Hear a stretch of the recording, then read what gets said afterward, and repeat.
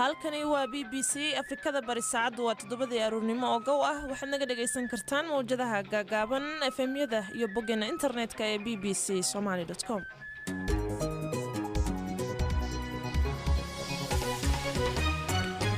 kulanti wacan wanaagsan dhageystayaal waa subaxnimo Arbaca ah 22 Abriil 2020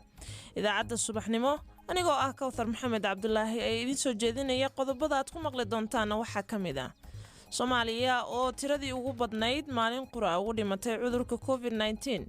Djibouti oo xaaladii corona ay uga darsantay dad ku laayay caasimadda qaabkee ayaa looga hortagi karaa wararka been abuurka ah ee ku saabsan fayraska corona dawladda federaalka ha noqoto ama dawlad goboleedyada ha noqoto ama cid kale mas'uul ah meeshii dadkaasi ka hadlayaan joogta qofka dadka marin habaabiya waxa loo baahan yahay in dadkaas lagana aaminsiyo oo la qabto qofka nooca sameynaya saxaafadda waxa sameynaysan laga xisaabtamo waxa kale oo aad barnaamijka ku maqli doontaan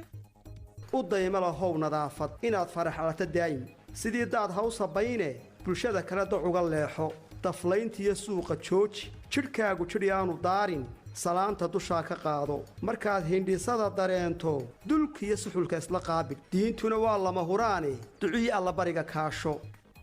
qodobadaas oo faahfaahsan iyo wararkii ciyaaraha ayaad ku dhageysan doontaan idaacaddan subaxnimo oo uu soo saaray Maxamed Cabdiraxmaan Sheekh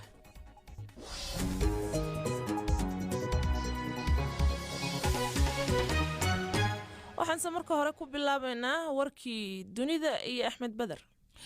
maasanid Kawthar madaxweynaha dalka Mareykanka Donald Trump ayaa waxa uu sheegay in si kumeel gaar ah uu hakin doono dadka u soo hajiraya dalka Mareykanka shir jaraa'ida uu ku qabtay aqalka cad ayaa waxa uu Mr Trump waxa uu ku markaasi sheegay inay khalad noqon doonto haddii dadka Mareykanka ah shaqooyinka laga tiro xilliga lagu guda jiro cudurka corona iyadoo lagu bedelayo ayuu yiri muhaajiriin ka soo galaya dibadda Mareykanka madaxweynaha Mareykanka ayaa sheegay in mamnuucidana ay sii socon doonto 60 maalmood ee ugu dambaysa ama 60 maalmood balse la kordhin karo xubnaha xisbiga dimuqraadiyiinta ayaa si kulul uga jawaabay tilaabadan uu qaaday madaxweyne Trump oo ay ku tilmaameen inay tahay mid uu ku doonayo in dareenka shacabka uga jeediyo qaabkii uu maareeyay cudurka corona khabiir sare oo dhanka cudurrada ee dalka Mareykanka ku sugan ayaa waxa uu ka digay in mowjad labaad oo cudurka corona ay ka danaan doonto xaaladda imika jirta iyadoo ay ku soo aadaysa yiri xilliga ugu daran ee hergabka ama duriga uu ka dilaaco gudaha Mareykanka Robert Redfield oo agaasimaha xarunta ka hortagga cudurrada ayaa waxa uu soo saaray digniintan xilli dhowr gobol oo Mareykanka ay isu diyaarinayaan inay dhaqaalaha furaan xayiraadana ay qaadaan Dr. Redfield ayaa waxa uu sheegay in bilooyinka soo socda loo diyaar garoobo mustaqbalka isla markaana ay qasab tahay inay sii socoto kala fogaanshiyaha bulshada dowladda dalka Jamhuuriyadda Dimuqraadiga ee Kongo ayaa maanta lagu wadaa in ay khafiifiso xayiraadihii ay soo rogtay ee cudurka corona caasimadda Kinshasa ayaa tirada ugu badan ee cudurka COVID-19 laga helay balse xukuumadda ayaa sheegtay in shacabka ku nool Gombe oo kaliya loo ogolaan doono in ay guryahooda ka baxaan bangiyada dukaamada iyo qaar ka mid ah ganacsiyada dalkaasi ayaa sidoo kale lagu wadaa in dib loo furo madaxweynaha dalka Koonfur Afrika Cyril Ramaphosa ayaa waxa uu ku dhawaaqay dhaqaale dhan 26 bilyan oo dollar oo lagu talagalay in lagu difaaco dhaqaalaha dalkaasi laguna samata bixiyo xilligan lagu guda jiro cudurka corona lacagtan ayuu madaxweynaha sheegay inay tahay mid lagu difaacayo dhaqaalaha shirkadaha iyo waliba shaqooyinka malaayiin qof inta uu socdo cudurka corona dalka Koonfur Afrika ayaa waxa lagu soo rogay dhowr toddobaad oo xayiraada si loo xakameeyo cudurka COVID-19 haddii aan cudurka corona aan ka baxno dalka Cameroon ayaa qiratay in ciidamada dalkaasi waqooyiga galbeed ay ku dileen 13 qof oo rayid oo caruur ay ku jirto saraakiisha dalkaasi ayaa markii hore diiday in ciidamada ay fuliyeen dilka dhacay February oo ay cambaarayeen hay'adaha u dooda xuquuqul insaanka warkii dunidana waa naga inta aad buu u mahadsan yahay axmed badar oo inala socodsiinayay wararka caalamka ee BBC-da halkaad ka dhagaysanaysaan waa laanta af Soomaaliga. subax wanaagsan mar kale dhagaystayaal aynu ku bilaabnay ee dowladda Soomaaliya ayaa shaacisay in tiradii ugu badnayd ilaa iyo hadda ay maalin qura ugu dhimatay cudurka COVID-19 taasoo ah 6 qof. wasaaradda caafimaadka ee Soomaaliya ayaa sidoo kale sheegtay in 49 qof oo hor leh laga helay fayraska corona. dhanka kale waxaa sii xoogaysanaya dadaalka loogu jiro in la xakameeyo faafidda cudurka ee gudaha Muqdisho sida uu ku soo waramayo wariyaha BBC-da ee Ibraahim Maxamed Aadan. kawtharay wararkii ugu dambeeyay ee la xiriira cudurka COVID-19 iyo Soomaaliya 24 saac la soo dhaafay waxaa la diiwaan geliyay tiradii ugu badnayd ee cudurka maalin kaliya dalka gudihiisa uga dhimata waxaana la diiwaan geliyay 6 qof dhimashadooda 24 saac la soo dhaafay taasoo tirada guud ee dadka cudurka u dhintay ka dhigaysa 14 qof tan iyo markii lagu dhawaaqay kiiskii ugu horeeyay ee cudurkaasi batamihii bishii la soo dhaafay ee Maarso. tanina waxay soo calaamadaysay maalin kale oo murugo leh waana maalin tiro intaas la ega ay dalka gudihiisa ugu dhintaan cudurka COVID-19. sidoo kale waxaa la diiwaan geliyay 49 kiis oo cusub oo cudurkaasi ah 24 saac ee la soo dhaafay. tirada guud ee cudurka uu haleelay tan iyo markii cudurkaasi uu Soomaaliya ka dilaacay waxay hadda maraysaa 286 qof. saraakiisha wasaaradda caafimaadka ayaana xalay sidaasi ka sheegay. magaalada Muqdisho waxaa socda dadaalo lagula tacaalayo cudurka oo ay wadaan guddiga sare ee arintan loogu talagalay. waxaa qalabayni ay ku socotaa isbitaalka kaliya ee hadda lagu daweeyo dadka cudurkaasi laga helo ee Martini ee magaalada Muqdisho waxaana isu soo taraya deeqaha ka imaanaya hay-adaha iyo dowladaha oo lagu caawinayo dowladda Soomaaliya sidii ay wax uga qaban lahayd faafitaanka fayraska corona. sidoo kale waxaa socda dadaalada la xiriira in cudurkaasi lagu yareeyo faafitaankiisa iyadoo weli uu socdo bandowga habeenkii ee ka bilowda 8 fiidnimo lana soo gaaro ilaa 5 aroornimo. waxaa nagu soo fool leh bisha Ramadaan xaaladuna waxay dad badani ka hadlayaan in faafitaanka cudurka uu laga yaabo in uu intan kasii bato maalmaha soo socda haddii aanay dadweynuhu u hoggaansamin tallaabooyinka iyo wacyigelinta ka imaanaysa saraakiisha wasaaradda caafimaadka ee ku saabsan cudurka COVID-19. wariyaha BBC-da ee Muqdisho Ibraahim Maxamed Aadan ayuu ahaa inala socodsiinayay wararkii ugu dambeeyay ee cudurka COVID-19 ee dalka Soomaaliya. markana Djibouti ugu yaraan 5 qof ayaa ku dhimatay daad ku soo rogmay caasimadda Djibouti ee Jamhuuriyadda Djibouti kadib roobab mahigaan ah oo halka ka da'ay 48 saac la soo dhaafay. daadka ayaa lagu soo waramayaa inuu dib u dhac ku keenay dadaalka ay dowladda dalkaasi wax uga qabanayso cudurka COVID-19 ee dadka badan laga helay wadankaasi. faahfaahintan waxay noo haya wariye Maxamuud Cismaan Bulxan.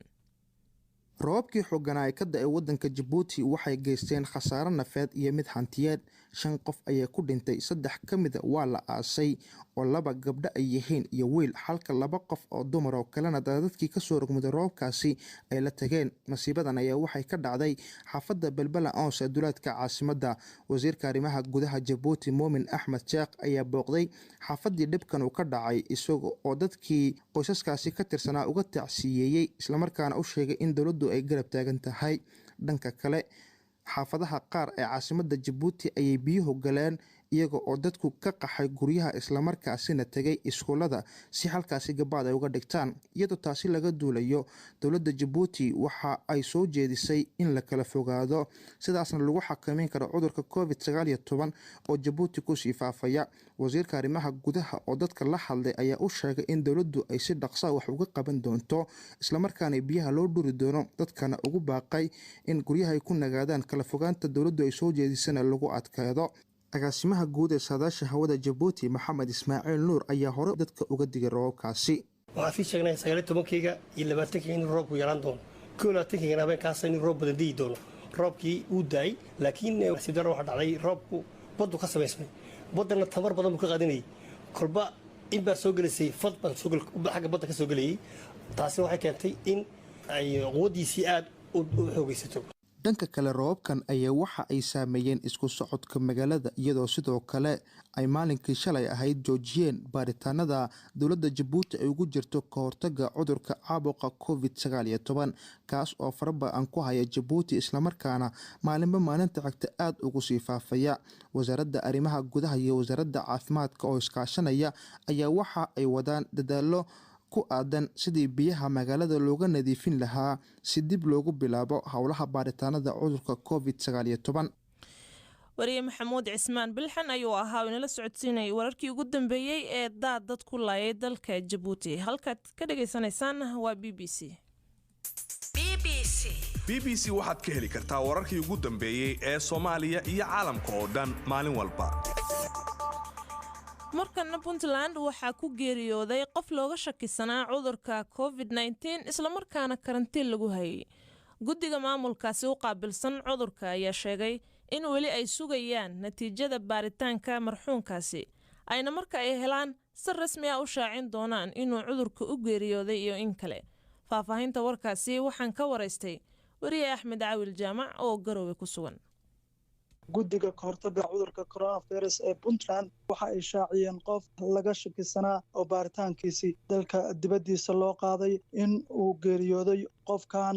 ma aysan sheegin goobta uu deegaanada Puntland uu kaga sugnaa iyo halka uu ku geeriyooday toona. hase yeeshee qaar ka mid ah guddiga aan la xiriiray waxa ay sheegeen in magaalada Galdogob qofka geeriyooday uu ku sugnaa. hase yeeshee ilaa hadda baaritaankii lagu sameeyey uusan imaan. waxaase ay sheegeen in marka baaritaanka lasoo sameeyo ay la wadaagi doonaan dadweynaha haddii qofkan geeriyooday laga helay cudurka iyo haddii kaleba Kowsaray qofkaas waxay shaaciyeen in cudurka coronavirus looga shaki qabay oo dad maalmihii ugu dambeysay lagu karantiilay meelo ka mid a deegaanada Puntland inuu qofkan uu ka mid ahaa. waxaana ay ii sheegeen qaar ka mid a guddiga oo aan la hadlay in qofkan uu yahay qof rag ah islamarkaasna Galdogob uu ku sugnaa. guud ahaan Puntland markaynu eegno tirada guud ee dadka ilaa iyo hadda la karantiilay maxaan ka ognahay? Kowsaray shalay oo keliya guddigu waxa ay shaaciyeen in 9 qof la karantiilay oo looga shaki qabo xanuunkan in uu ku dhacay. hase yeeshee waxa iyana goor hore ay guddigu ay shaaciyeen in ka badan 9 qof oo kale ay horay loo karantiilay. marka ilaa hadda tirada guud waxa ay guddigu si rasmi uma sheegin. hase yeeshee waxaa lagu qiyaasayaa in ay 20 qof ay kor u dhaafayaan dadka hadda shakiga ku jira oo weli baaritaankoodii la dhowrayo. waxaana la socotaa Kowsar in maalin ka hor guddigu ay shaaciyeen qof horay loo karantiilay in laga helay cudurka. marka waxaa muuqata in deegaanada Puntland ay ku soo siyaadayaan dadka la karantiilayo. hase yeeshee waxaa weli culays uu ka jira shaybaarka deegaanada Puntland lagu baari lahaa oo aan halkan ka jirin. waxaa mar kasta dhacda in qofkii baaritaan lagu sameeyo dalka dibaddiisa shaybaarada ku yaala loo qaado. waa hagaag Axmed Caawil Jaamac oo Garowe jooga ayuu ahaa oo dabcan ila socodsiinay wararkii ugu dambeeyay ee cudurka COVID-19 ee Puntland. markana tani oo markii uu dunida ku baahay fayraska corona waxaa sii badanayay wararka been abuurka ah ee ku gadaaman xanuunkan. waxaana meelaha ugu badan ahaa baraha bulshada iyadoo laga been abuurayay astaamaha xanuunkan, warka la xiriira cidda uu ku dhici karo iyo daweyntiisa oo laga sameeyay xogo aan caddayn. haddaba xiliyadan oo kale maxaa la gudboon warbaahinta? sideese la isaga ilaalin karaa wararka been abuurka ah? su-aashaas iyo kuwa kale ayaanu weydiinay khabiir saxafadeed ahna tifaatirihii hore ee laanta af Soomaaliga ee BBC Yuusuf Garaad Cumar oo u waramay Cabdiraxmaan Cali Dhimbil. xilligan oo kale waa xilliyada warbaahintu ay ugu mas'uuliyad iyo miisaan culus tahay. mar walba warbaahintu waa muhiim. waxaase jira xilliyada ay ugu sii daran tahay waa xilliyadan oo kale, xilliyada masiibooyinka dabiiciga ah oo hadda xilliga lagu jira ah, xilliga colaadaha, xilliga doorashada. wararku mar hadday si khalad u baxaan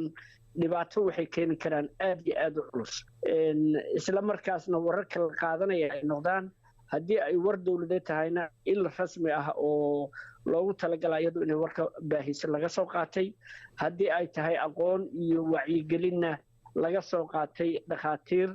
iyo aqoon-yahano kale oo khibrad u leh mawduucaas laakiin aan hadallo meelaha la sidsido oo kuyeen ama kuteen in aan laga dhigan war aan laga dhigan warbaahinta Soomaalidu badanaa waa warbaahin ku dhisan faa'iido doon oo ganacsi kuwa badan laga raadinayo warbaahinta noocaas mararka qaar waxay tabiyaan xog ay lacag ka sameeyeen oo tusaale ahaan qof ii dhex samaynayo sheegaya inuu xanuunkii coronavirus oo kale uu dawadiisii hayo ama uu isagu daweeyey xogta noocaas oo aan caddayn ku filanna loo hayn marka warbaahintu la kulanto maxaa cabira oo ay warkaa saari kartaa saxnimadiisa iyo xaqiiqadiisa horta warbaahintu awood ay ku ogaato cidda daawo haysa iyo cidda kale ma jirto laakiin waxa weeye waxaa common sense ama logic waxa la yidhaahdo ayaa la isticmaalaya maskaxda la adeegsanaya cudurka caalamka dalalkii ugu dhaqaalaha badnaa ugu aqoonta badnaa aan maqlina ka dhigaya in maaragtay qof iska fadhiyo tuulo yaro halkaasa uu yidhaahdo anigaa daaweyn kara ama uu yidhaahdo qaabkaasuu yahay oo asagu ka warbixiyo waxa weeye waa wax aan maanku qaadanayn marka taxadarka ay samaynayaan oo wariyaasha looga baahan yahay ay ka mid tahay inaan dadka la marin habaabin inaan la wareerin midda kale waxa weeye de mas-uuliyad ayaa ka saaran ama dowladda federaalka ha noqoto ama dowlad goboleedyada ha noqoto ama ciddi kale mas-uul ah meeshii dadkaasi ka hadlayaan joogta qofka dadka marin habaabiya waxaa loo baahan yahay in dadkaas lagana aamusiyo oo la qabto qofka nooca samaynaya saxaafadda waxaa samaynaysana lagala xisaabtamo saxaafadduna inay ka taxadarto ayay u baahan tahay waxa noocaan oo kale ah yuusuf xiliyadan adagoo kale dowladuhu waxay isku dayaan inay xogaha qaar qariyaan oo aysan warbaahinta ogeysiin xogtaas iyagoo warbaahintu raadinaya mararka qaar waxay la gashaa inay sheegaan war aysan hubin oo male ku dhisan halkaa miyaan dowladdu iyo ciidaha maamulka hayaanay eedaha ku yeelan karin oo aanay warbaahintii ka hor istaagin warkii saxdahaa si ayagu usii gaadhsiiyaan warbaahinta iyo dowladda ama mas-uuliyiinta markaa meesha la joogo madaxda ka ah waa ay isu baahan yihiin midda ku saabsan warka qarintiisa iyo arrimahaas dowladda iyo mas-uuliyiinta kale ee gobollada iyo meelo kaleba jooga mas-uuliyad ayaa ka saaran inay shacabka u warramaan waxa jira inay u sheegaan tirada dadka inay u sheegaan xanuunku gaaray tirada dadka u dhimatay inay sheegaan tirada badbaaday inay sheegaan wixii aanay hayn oysan awoodin inay sheegaan oo dadka kula tageen gurigooda inay joogaan runta ayaa lagu badbaadi karaa runta in laysu sheego dadkana loogu warramo sida loogu warrami kara dadkana waa in wariyaasha loo warramo warar waxaa loo baahan yahay rasmi ah oo dowladda ka soo baxa ama mas-uuliyiinta kale waxaa loo baahan yahay warar sugan oo xaqiiqada taabanaya warar tifatiran oo waafi ah oo buuxa oo dadku meelaha isweydiinayaan oo dhan uga jawaabi kara warar gooraysan oo xilligii helayaan ay ogyihiin magaab walbaa loo warramaya mafiid walbaa loo warramayaa masabab baa loo warramayaa in ay ogyihiin dadku kusii kala garan joogtana ay ahaadaan ee maalin warka la maqal maalin aan la waayin in weliyihii khaldama ama xirfad xumo u geyso ama khaldaad isagu u bareeray sameeyana in lagu mashquulo mas-uuliyiinta ku mashquulaan ama xarigiisa ama maxkamadeyntiisa waa hagaagkaasina waxa uu ahaa yuusuf garaad cumar tafaatirihii hore ee laanta af soomaaliga ee b b c cabdiraxmaan cali dhimbiil ayuu u waramayey isla qodobkaasan facebooka eego dhegeystayaasha ra'yigooda kasoo dhiibtay waxaa ka mid ah cabdulaahi jaamac oo jooga burco waxa uu leeyahay qaabka looga hortegi karo wararka beenabuurka ah ee covid-19 waa loo baahan yahay waayo waxa uu khalkhalgeliyey ayuu leeyahay ama uu khatar ku yahay caafimaadka oo dhan haddii la faafiyo warar aan sal iyo raad toona lahayn sayid cumar oo muqdisho kasoo qoray isna waxa uu leeyahay wararka been abuurka ah ee ku saabsan caabuqa coronavirus waxaa looga hortegi karaa in qof kasta oo faafiyo war been abuur ah oo la xiriira corona maxkamad la saaro oo lagu xukumo ayuu leeyahay in xabsiga uu ku jiro ilaa iyo inta ka dhiman ama uu ka dhammaanayoba cudurka covid-19 waxay ahayeen qaar ka mid ah dhegeystayaasha b b c da ee facebooka ka qaybgal barnaamijyada laanta af soomaaliga ee b b c oo noogu soo dir fikradaada ama aragtidaadu waxa ay tahay text message taleefonka nambarkiisu yahay 44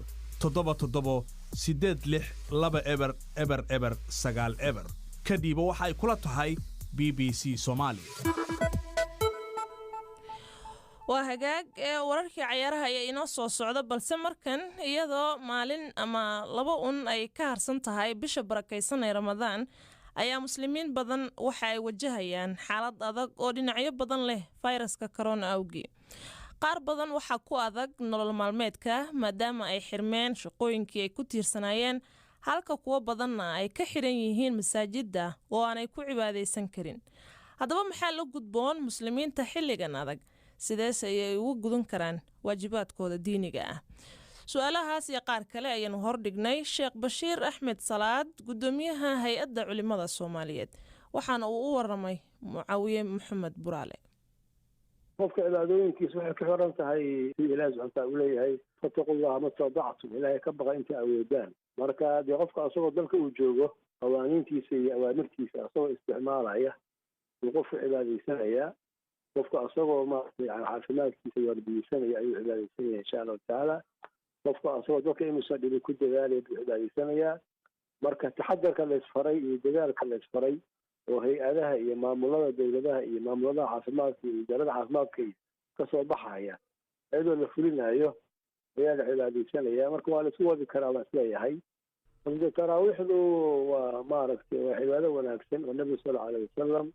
sida uu noo sheegay soonka la soomo maalintii iyo habeenkii la tukadaahay waa wax fadli badan weeye laakiin salaad farada maaha laakiin waa salaad ay sunno ay tahay in si jamaaci ah loo ogo oo shaciiro bay noqotay lagu yaqaano muslimiinta bisha ramadaanka laga soo bilaabo waqtiga nabiga sallallahu alayhi wasallam iyo waqtigii khulafada raashidiinta marka duruufaha hadday saameeyeen haddii awaamirtu soo baxdo wadamada maaragtay masaajida xiray oo kale maaragtay hadda kuwaas raacaysa haddii faradkiiba la joojiyey in ayadana maaragtay iska istaagaysa laakiin guryaha baa la iskaga tukan karaa iyadoo dadka masaakiinta ah lagu danaynayo waxaa jirta in dadka ilaahay wax siiyey ay afurin jireen dadkaasi sidee arrintaasi ku suurageli kartaa xilligan maadaama dadka la amray ama dadka loogu baaqay inay kala fogaanshaha ku dadaalaan si looga hortago cudurka kolba waxay ila tahay dee maaragtay waqti kasta duruuftiisa ayuu leeyahay dad wanaagan sameeya jiro ka shaqeeya dadkaasi markii horeba yani qaarkood cuntada si maaragtay take away ayay maaragtay u qaybin jireen qaarkoodba marka hadda waa la habayn karaa oo haddii cuntada la diyaariyo dadka loo geeyo dadku hadday soo doontaan inta saf soo galaan ay safku ay uga qaataan si tartiiba haddaba suuqyada maaragtay saf baa lagu galaa saan cashiirka meelaha qaarkood marka xoogaa dadaal dheeraad ah iyo tartiib dheeraada bay u baahan tahay iyo is-abaabul ziyaada bay u baahan tahay laakiin waa la samayn karaa in dadkii la afuriyo haddee maaragtay kala fogaanshihii iyo buuqla-aantii iyo iskumaatinkiina la yareeyo waa la samayn karaa laakiin xoogaa abaabul u baahan tahay talaya waxaad ka mid tahay guddiga dowladda u xilsaarta wax ka qabashada cudurka maxay yihiin fariimaha aad u diraysaan bulshada xilliga ramadaanka fariimaheenu dee waxaa weeye xilliga ramadaan in laga faa'iidaysto oo maaragtay ilaahi subxana wataala si fiican loo caabudo oo niyadda la khaalis yeelo aada la isku kaalmeeyo dee marka hore waa loo baahnaa haddana si gaar ah cudurkan iyo dhibaatooyinkaa jirin ilaahay ma aada loogu dhawaado horta maaragtay furtayntana midkooda waa midaas midda labaad waxaa weeye in maaragtay baahida laga warqabo iyo duruufahan jira aada loogu feejignaado oo dadka baahan laga warqabo oo aan la isiloobin oo dadka aan maaragtay aan dadka la hilmaamin midda saddexaad waxaa weye haddii duruufaha caafimaadka in maaragtay la ilaasho weeye oo awaamirta ka imaanaysa xagga dowladda ka timid iyo xagga wasaaradda caafimaadka iyo dhammaan howlwalayada maaragtay qaadisa arrinkaas in runtii dee la fuliyo gaar ahaan talooyinkii ay soo jeediyeen culummadu oo ku saabsanaa masaajidda markaa la imaanayo qofku inuu soo xirto maaska soo xirto qofku inuu maaragtay maxaanku raha ii sheeg nadaafadda ku dadaalo in qofka cimaamadiisa gaarka iyo salligiisa gaarka la yimaado arrimo aan soo jeedinay oo runtii aan dadka wacyigelina ayadana in lagu dadaalo oo laga cibaadaysto ilaahina subxaana watacaala la baryo caafimaadkana aada loogu dhig yeesho lagu dadaalo in daryeelkiisa sidaasa uu leeyahay yaa ayuha aladiina aamanuu khuduu xidirakum marka hadalka iyo digtoonida iyo cibaadada iyo dadaalka iyo tawakulku iska hor imaan maayaan waa abwaan Soomaalida ka waaniye cudurka corona markana ciyaaryahanada kale ah waa tahay wararkii ciyaaraha waan u soo laaban doonaa idaacadda subaxnimo ayaadna weli dhageysanaysaan weli waxaa jira dad badan oo aan rumaysanayn khatarta cudurka COVID-19 ee boqolaalka kun ee qof ku leeyay caalamka taasi ayaa dhalisay in waxgaradka bulshada ay u istaagaan wacyigelin ku aadan xanuunkan sida fudud ku faafa abwaan axmed awgeed sheekh maxamed oo ku nool magaalada hargeysa ayaa maansadan kooban ku eegaya. dee xanuunkan waa laga dheregsan yahay macnaha dhibaatada iyo mudarrada uu dadka u leeyahay laakiin waxaad moodaa Soomaalidu meelay joogtaaba inay yihiin dad dhaga adag oo aan talada dhakhtarka iyo ta sheekha iyo ta waayaaraga iyo ta waxgaradka midnaba qaadanayn ee dadku waxay leeyihiin anaga naguma dhaco waxay leeyihiin haddii la dhaha kala durki maayaan basaski macnaha ha wada raacin haddii la yidhaahdo way la yaabayaan marka waxay doorto ummadii inay muran iyo farataagtaaguun ku qaabilayso ma garanaysaaye arrimaha caafimaadka laakiin qof dhageysanaya aanu nagu jirin marka runtii waxay muuqatay dee dhibaato xanuunka yeeshay iyo sida caalamka uga qayliyey iyo arrimaha dhaqaale iyo ta caafimaad iyo ta bulsho la yimi iyo si mujtamaceenu uga dhagalaayihiin markaa dabeedna waxaan isku dayay bal dadkii inaan u yeerdigo oon idhaahdo talooyinka dhakhaatiirta qaata oo sidaa iyo sidaasaa la yidhi sidaa yeela marka maasada meesha aynu ku duubaynaa waa digniin waxay leedahay ayaamkaa dunida joogto hantida ugu doorka roone ilaahay kuugu deeqay markaynu ka reebno diinta dadoo waa caafimaadka haddaba aynu u dadaallo daryeelkiisana adkayno haddaad qufaciyo dareento istabajoog madax xanuuna xumadi kaa degiba weydo haddaahina taladan qaado darsiga koowaad naftaada dabiib cisbitaalu raadi u dayma lahow nadaafad inaad faraxalato daa'im sidii daad hawsa bayne bulshada kale doc uga leexo daflayntiyo suuqa jooji jidhkaagu jidhi aanu daarin salaanta dushaa ka qaado markaad hindhisada dareento dulkiyo suxulka isla qaabil diintuna waa lama huraane ducii allabariga kaasho midhkaasi dardaaran weeyi midh kale waa iga digniine inaad u dagnaato weerar duulaan kugu soo jihaysan diyaargarowga ka fiican duddada oodrogada dheerna maalkaaga iyo duunyadaada dugaaggu inaanu boobin darteed baa loo sameeyey cirkoodii inbaa guryaana halkuu ka gelaaya daadku dis iyo ciid lagaga moosay balana daba la qabto ma laha digtoonidu waa badbaado dawana waa ka hortaguune ku daalmala waa lalowga dareen u lahow midhkaana midh kale waa iga duraansi bariya waa dalab ilaahay allahayow daayim waare adduunkiyo dacalladiisa dufkaa kaga qaylisiiyey ka daahiri shaashadiisa ka dabargoo fayriskiisa ka duub haydaaradiisa allahayow daayim waare dhammaan degallada islaamka dalkiyo gurigaannu naallo daruur sixa noogu hoori ha nagu soo dayn sharkiisa dayr iyo naga geli salaama duulduulkiyo uumigiisa dabxeer adag nagaga meeri karoonaha naga dabaal aamiin aamiin aamiin aamiin ayaanu leenahay abwaan awgeed sheekh oo maanse ku saabsan cudurka korona kula hadleeyey dadka ayuu ahaa naga raali ahaada dhegeystayaal waxaa kasii horeeyey waraysigii sheekh bashiir axmed salaad gudoomiyaha hay-adda culimada soomaaliyeed markana ciyaarihii ciyaaryahanada kale ah Saaj Auria iyo Moussa Sissoko oo u dheela kooxda Tottenham ayaa ka raali bixiyey tababar ay qaateen labadooda oo hal meel wada jooga iyadoo ay weli jirto xayiraada lagu soo rogay Ingiriiska ee lagu xakameynayo faafidda fayraska corona.